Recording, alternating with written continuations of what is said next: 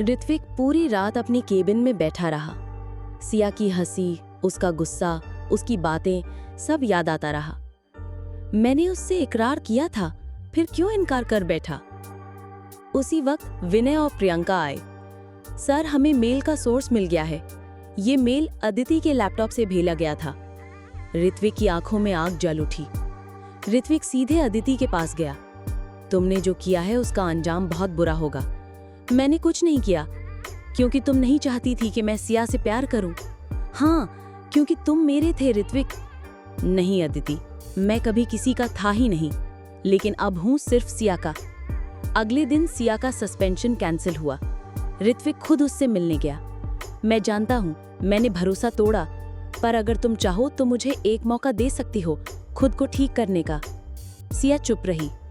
मैं इकरार करता हूं, मैंने तुमसे मोहब्बत की है और अब खुद से भी ज्यादा तुम्हारा यकीन चाहिए। ये इनकार नहीं होगा ऋत्विक, पर यकीन कमाया जाता है, मांगा नहीं जाता। सिया फिर ऑफिस लौटी। चेहरे पर वही आत्मविश्वास, मगर दिल में थोड़ा डर। ऑफिस में लोग धीरे धीरे सामान्य हो रहे थे, लेकिन कुछ निगाहें अब भी सवाल कर रही थीं। ऋत्विक का व्यवहार बदला बदला था। वो अब ज्यादा ध्यान देता। हर मीटिंग में सिया की बातों को पहली प्राथमिकता मिलती, पर सिया अब एक दीवार खड़ी कर चुकी थी। मैं सिर्फ काम की बात करूंगी, बाकी नहीं, उसने खुद से वादा किया था। शाम को ऑफिस के बाहर एक कार रुकी। सिया बाहर आई तो सामने उसकी माँ खड़ी थी, सुजाता मल्होत्रा। तू अकेली रहती है ऑफिस इतनी देर तक, और वो लड़ता ऋत्विक कपूर, उसी के नीचे तू काम करती है? माँ, वो सिर्फ मेरे बॉस हैं। और जो तेरी आंखों में लिखा है वो क्या है? सिया चुप हो गई। मुझे वो लड़का पसंद नहीं है। बिजनेस की दुनिया में ऐसे लोग सिर्फ इस्तेमाल करना जानते हैं। ऋत्विक ने सिया को उसके अच्छे काम के लिए डिनर पर बुलाया, एक प्रोफेशनल गेस्ट के तौर पर, सिर्फ तुम और मैं। ओके, बट कुछ पर्सनल नहीं होगा। रेस्टोरेंट में डिनर शुरू हुआ, लेकिन अचानक सिया की माँ वहां आ गई। तो यही है तुम्हारा सीईओ? सिया हैरान रह गई। ऋत्विक खड़ा हुआ, आदर से बोला, आपसे मिलकर अच्छा लगा आंटी। लेकिन सुजाता ने कहा, अच्छा नहीं लगा। मेरी बेटी के पास मत फटकना दोबारा, वो बहुत कुछ झेल चुकी है। उसी रात एक कॉर्पोरेट क्लाइंट डिनर में सिया और ऋत्विक साथ फंस गए। मौसम खराब हो गया और होटल में रुकना पड़ा। माँ ने देखा तो कहेंगी कि तुमने मुझे फंसा लिया। और तुम क्या चाहती हो सिया? मैं बस एक बार हाँ या ना कह दो, फिर मैं तुम्हें कभी परेशान नहीं करूंगा। मैं चाहती हूँ, लेकिन डरती हूँ। मुझे भी डर लगता है, लेकिन तुम्हें खोने से ज्यादा नहीं। रात को दोनों की बातें जारी थी। तो क्या मैं तुम्हारा कुछ हूँ? शायद कुछ खास। ऋत्विक हंसा। मुझे मंजूर है, नाम जो भी हो, एहसास सच्चा हो। दोनों ने कोई वादा नहीं किया, पर रिश्ता बन गया। अगले दिन ऑफिस में अदिति फिर आई, लेकिन इस बार एक चौंकाने वाले दस्तावेज के साथ। ऋत्विक ने सिया के नाम पर कंपनी में हिस्सेदारी ट्रांसफर की है। ये मिसयूज ऑफ पावर है। अब बोर्ड मीटिंग बुलाई गई। ऋत्विक ने सामने आकर कहा, हाँ, मैंने उसे हिस्सेदारी दी, उसके काम, उसकी ईमानदारी और कंपनी में उसके योगदान के लिए। और क्या ये भावनाओं से जुड़ा फैसला था? हाँ, क्योंकि वो सिर्फ मेरी कर्मचारी नहीं है, वो मेरे भरोसे की वजह है। सिया उठी और बोर्ड के सामने बोली, मैं किसी की मोहब्बत की वजह से कुछ नहीं चाहती। ये हिस्सा मैं लौटा रही हूँ, लेकिन आप सब गवाह रहें कि एक लड़की सिर्फ इसलिए तरक्की नहीं करती क्योंकि वो बॉस की खास है। वो मेहनत करती है। पूरा कमरा तालियों से गूंज गया। रात को ऑफिस की छत पर सिया खड़ी थी। ऋत्विक आया।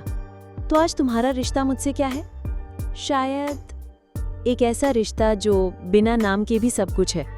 और पहली बार उन्होंने एक दूसरे का हाथ थामा, बिना कोई डर, बिना कोई पर्दा। सिया अब ऑफिस में पहले से ज्यादा आत्मविश्वासी थी। उसने सबको दिखा दिया था कि वो सिर्फ सीईओ की पसंदीदा नहीं, बल्कि एक काबिल लीडर है। ऋत्विक और सिया के बीच अब एक अनकहा रिश्ता था।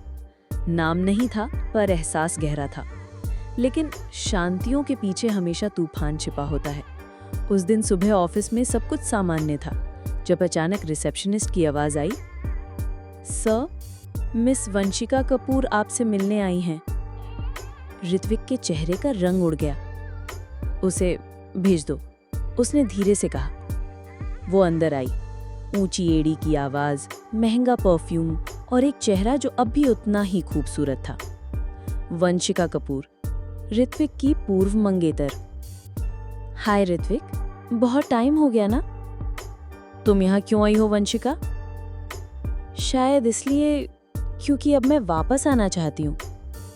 ऋत्विक स्तब्ध रह गया। वो रिश्ता कब का खत्म हो चुका है, पर तुम्हारा दिल नहीं, और तुम जानते हो वो मेरी वजह से टूटा था। अब मैं उसे ठीक करने आई हूँ। उसी समय सिया बाहर से गुजर रही थी। उसने अंदर झांका और देखा ऋत्विक किसी और के साथ बैठा है और दोनों पास पास हैं। सिया ने कुछ नहीं कहा, लेकिन उस दिन से उसने ऋत्विक से दूरी बनानी शुरू कर दी। ऋत्विक ने महसूस किया पर चुप रहा। उसने बार बार सिया से मिलने की कोशिश की, लेकिन सिया अब सिर्फ काम की बात करती थी। वो उसे देखता, कुछ कहने की कोशिश करता, पर सिया अब फिर से सीईओ और एम्प्लॉय वाली भाषा में बात करती थी। Good morning sir, the report is ready sir, shall I leave sir? Ritvik का दिल टूटता जा रहा था। सिया फिर से वही बन चुकी थी, प्रोफेशनल, संयमित और खुद को रोक कर रखने वाली, पर अंदर ही अंदर वो टूट रही थी। ऋत्विक की और वंशिका की नज़दीकियां उसे बेचैन कर रही थी, पर उसने खुद को रोक रखा था। उसकी माँ की बात याद आ रही थी, प्यार तब करो जब सामने वाला तुम्हारे लिए सब कुछ छोड़ दे, ना कि तुम्हें हर चीज़ में पीछे कर दे। उधर वंशिका ऑफिस में अक्सर दिखने लगी थी। कभी कहती मैं एक प्रोजेक्ट में इन्वेस्ट करना चाहती हूँ, कभी कहती ऋत्विक और मैं पुराने दोस्त हैं, मेमोरीज शेयर करना ज़रूरी है। सिया ने अब इसे नज़रअंदाज करना बंद किया। एक शाम जब ऑफिस खाली हो चुका था, सिया कॉन्फ्रेंस रूम में कुछ डॉक्यूमेंट्स लेने गई। उसे अंदर से आवाज़ सुनाई दी, वंशिका की। हाँ विक्रम, मैंने ऋत्विक को ऑलमोस्ट इमोशनल कर ही लिया है। थोड़ा और समय दो, ये कंपनी मेरी मुट्ठी में होगी। हाँ सिया, उस लड़की को रिमूव करवा दूंगी, उसे ये सब समझ में ही नहीं आएगा। सिया का दिल दहल गया। उसने जल्दी से रिकॉर्डिंग ऑन कर दी और पूरी बातचीत रिकॉर्ड कर ली। अब वो जान चुकी थी वंशिका का मकसद सिर्फ ऋत्विक नहीं, उसकी कंपनी और उसकी जिंदगी थी। अगले दिन सिया ने कुछ नहीं कहा, ना कोई कॉन्फ्रंटेशन, ना कोई इमोशनल ड्रामा। उसने कामली ऋत्विक से मीटिंग की मांग की। सर, आज शाम 6 बजे आपको एक इम्पॉर्टेंट बात बतानी है, अकेले में। शाम को ऋत्विक उसके कैबिन में आया। क्या हुआ सिया? बस कुछ सुनाना है आपको। उसने रिकॉर्डिंग प्ले कर दी। ऋत्विक की आंखें हैरानी और गुस्से से भर गईं। ये वंशिका की आवाज है। आपके दिल का फैसला गलत हो सकता है, पर मैं आपकी कंपनी को किसी के हाथों बर्बाद नहीं होने दूंगी सर। ऋत्विक कुछ देर चुप रहा, फिर बोला, सिया, तुमने फिर से मेरी जिंदगी बचाई है। मैं दुश्मन नहीं हूं ऋत्विक, लेकिन अगर मुझे मजबूर किया गया तो मैं किसी की भी तबाही बन सकती हूँ। अगली सुबह ऋत्विक ने सिया को अपने ऑफिस में बुलाया। चेहरे पर गंभीरता थी, आवाज में ठहराव। वंशिका को कंपनी से बाहर करना आसान नहीं होगा सिया, वो अब निवेशक बन चुकी है। तो क्या आप चुप रहेंगे? नहीं, पर मुझे सबूत चाहिए। रिकॉर्डिंग अकेले काफी नहीं है। तो फिर मैं सबूत लाऊंगी। इस बार वो सिर्फ आपकी नहीं, मेरी दुश्मन है। उसी शाम बोर्ड मीटिंग बुलाई गई। वंशिका वहां थी, उसी आत्मविश्वास के साथ। मैं चाहती हूँ कि कंपनी की इनोवेशन प्रोजेक्ट में सिया को हटाया जाए। वो इमोशनल हो गई है, डिस्ट्रैक्टेड है। सिया खड़ी हुई। मैं आपके खिलाफ कुछ नहीं कहूंगी वंशिका, सिर्फ एक सवाल है, क्या आपने कभी इस कंपनी के लिए एक दिन भी मेहनत की? वंशिका मुस्कुराई। मैं इन्वेस्टर हूँ, मैं चाहूँ तो सबको बदल सकती हूँ, पर मैं वो नहीं जो बदला जा सके। बोर्ड मीटिंग के बाद ऋत्विक और सिया अकेले मिले। मुझे माफ कर दो सिया, तुम्हें मेरी वजह से सब झेलना पड़ा। मैंने अब सब झेलना छोड़ दिया है ऋत्विक, मैं सिर्फ लड़ना जानती हूँ अपनी सच्चाई के लिए। तो क्या तुम अब भी मुझ पर भरोसा करती हो? सिया ने कुछ पल उसकी आंखों में देखा। मैं तुम पर नहीं, खुद पर भरोसा करती हूँ, और जब तक मैं अपने साथ हूँ तुम हार नहीं सकते। ऋत्विक की आंखों में नमी थी, वो पहली बार खुलकर टूटा। अगले 2 दिन ऑफिस में खामोश तनाव था। ऋत्विक हर मीटिंग में गंभीर होता जा रहा था और वंशिका अब हर जगह सिया पर निगाहें रखे हुए थी।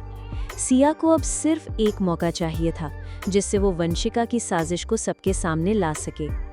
रात को जब सभी चले गए, सिया ने सिक्योरिटी ऑफिसर से मिलकर एक खास रिक्वेस्ट की। पिछले 2 हफ्ते की सीसीटीवी फुटेज में मुझे वो क्लिप चाहिए जिसमें वंशिका ने बिना किसी अपॉइंटमेंट के रिस्ट्रिक्टेड जोन्स में एंट्री की थी। मैम, पर ये सीईओ की परमिशन के बिना? सीईओ ने ही भेजा है। सिया ने मुस्कुराते हुए कहा, असल में नहीं भेजा था, लेकिन सिया को सच की जरूरत थी, इजाजत की नहीं।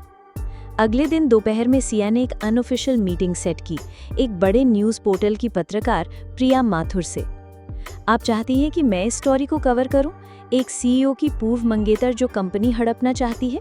नहीं, सिया ने गंभीरता से कहा, मैं चाहती हूं कि आप उस लड़की की कहानी सुने जिसे बार बार कमजोर समझा गया। प्रिया कुछ देर चुप रही, फिर बोली, मुझे सिर्फ एक सॉलिड प्रूफ दो और मैं तुम्हारी आवाज को देश भर में गूंजा दूंगी। सिया ने पूरी प्लानिंग की थी। बोर्ड मीटिंग के अगले दिन सभी इन्वेस्टर, जर्नलिस्ट और सीनियर स्टाफ एक इवेंट के लिए ऑफिस में थे। उस इवेंट के दौरान ही सिया ने स्क्रीन पर अचानक फुटेज प्ले कर दी। वंशिका की आवाज गूंजी, हाँ मुझे कंपनी चाहिए, ऋत्विक बस एक कदम है, सिया को तो मैं रास्ते से हटा ही दूंगी। पूरे हॉल में सन्नाटा छा गया। ऋत्विक खड़ा हुआ, अब कोई सबूत चाहिए? वंशिका गुस्से से तमतमाती बाहर निकल गई। शाम को ऑफिस की छत पर ऋत्विक और सिया खामोश खड़े थे। तुमने फिर मुझे बचा लिया, उसने कहा। मैंने तुम्हें नहीं, तुम्हारे भरोसे को बचाया है। तो क्या अब तुम मुझ पर भरोसा कर सकती हो? सिया ने मुस्कुराकर कहा, अब हम दोनों को एक दूसरे पर नहीं, एक साथ चलने पर भरोसा होना होगा। ऋत्विक ने उसका हाथ थामा, इस बार बिना शर्त, बिना डर।